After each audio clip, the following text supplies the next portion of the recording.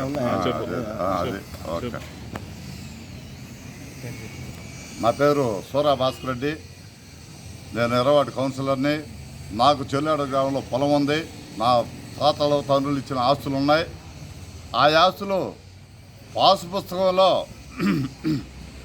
నిజంగా అయితే రాజముద్ర ఉంటుంది. పాసు పుస్తకాలకి ఆ పొలానికి ఓనర్ ఎవరు అంటే సూరా భాస్కర్ రెడ్డి. అయితే పాసు పుస్తకాలకి జగన్మోహన్ రెడ్డి ఫోటో పెట్టుకుంటే ఈ ఆస్తులు ఆయనే మా అనేది కూడా ప్రజలు ఆలోచించాల్సిన అవసరం ఉంది. మా పాసు పుస్తకాల మీద మా ఆస్తుల మీద నీ ఫోటో ఎందుకు? నువ్వు సీఎంఏ కానీ మా ఆస్తులకు ఓనర్ కాదు కదా. అంటే మమ్మల్ని ఏం చేయాలి, రాష్ట్ర ప్రజలు ఏం చేయాలనుకుంటున్నావు నువ్వు? ఇది ఎంతవరకు వాస్తవం? నువ్వు ముఖ్యమంత్రివా లేకపోతే మా పొలాలన్నీ నువ్వు నూక్కొని మేము అమ్ముకునేదానికిలే, వాటి తాకట్టు పెట్టుకునేదానికిలే, బ్యాంకులో లోన్ తీసుకునేదానికిలే. ఇప్పుడు ఎన్ని వేల కోట్లు తెచ్చి వాటి మీద కూడా తాకట్టు పెట్టి నువ్వు వేల కోట్లు తెచ్చి నువ్వు బటన్ నొక్కొని మా రైతులు కానైతే ప్రజలు కానైతే సర్వనాశనం చేసి కంకణం కట్టుకుని ఏకైక ముఖ్యమంత్రి ఎవరైనా దేశం అంటే జగన్మోహన్ రెడ్డి గారు చెప్పాలి. మేము ఒకటే చెప్తున్నాం, మా ఆస్తుల మీద మా పాసు పుస్తకాల మీ ఊరు నువ్వు ఫోటో వేసుకుని అర్హతే ఉంది. రిజిస్ట్రేషన్ చేసుకుంటే రిజిస్ట్రేషన్ అయితే ఆ పొలాలు నీకు వచ్చాను నీ దగ్గర, జెరాక్స్లు మా దగ్గర. ఏందయ్యా ఇది? ఎంతవరకు వస్తాం? ఒకటే ప్రజలారా మీరు ఆలోచించండి. బట్టన్ నొక్కాడు మార్కేజ్ ఇస్తున్నాడు అని అనుకోవడం కరెక్ట్ కాదు. ఓటర్ని ప్రజల్ని మోసం చేసి సర్వనాశనం చేశారు, కంకణం కట్టుకున్నాడు. మీరు కూడా ఆలోచించిన ఒక చిన్న మాట మనవి. ఆత్మనియోజకవర్గం ఈ ఆంధ్రప్రదేశ్ ప్రజలందరూ కూడా చేతులు దండ పెట్టి చెప్తున్నా, మనం రీసెర్చ్ చేసుకుంటే ఉద్యమ పత్రాలు మన దగ్గర ఉంటాయి. జెరాక్స్ అవసరం, జెరాక్స్ లోన్లకి కావాలనేది పెట్టుకుంటావు.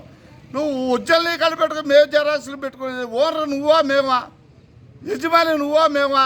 ప్రజలందరూ కూడా చేతులు ఎత్తి మీకు దండం పెట్టి చెబుతున్నా, మోసపోతున్నాం, అన్యాయం అయిపోతాం.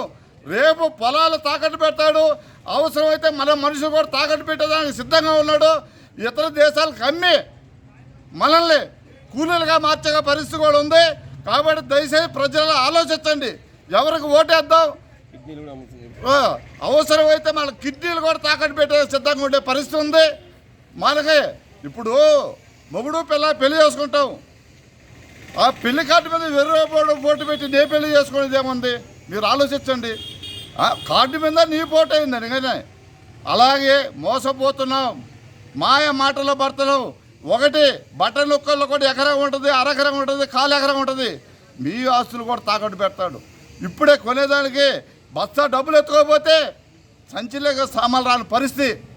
ఎన్ని ఆలోచించి దయచేసి మేము చెప్పేది అబద్ధం కాదు, ఇది నిజమా కాదని మీరు తేల్చుకొని ప్రజల్లోకి ఆలోచించి కాబట్టి ఈ ముక్కు మీద దించాలని నేను మీ అందరినీ పాదాయపడి బతిలాడుకుని దీవించండి, పాదాబంధం చేస్తూ ఈ అవకాశం ఇచ్చిన మా మీడియా సోదరులకు కూడా దీన్ని ప్రజలకు తీసుకెళ్ళండి. ప్రజలందరూ ఆలోచించి ఈ ప్రభుత్వాన్ని కోల్వేయాలని పాదాయపడుతుంది.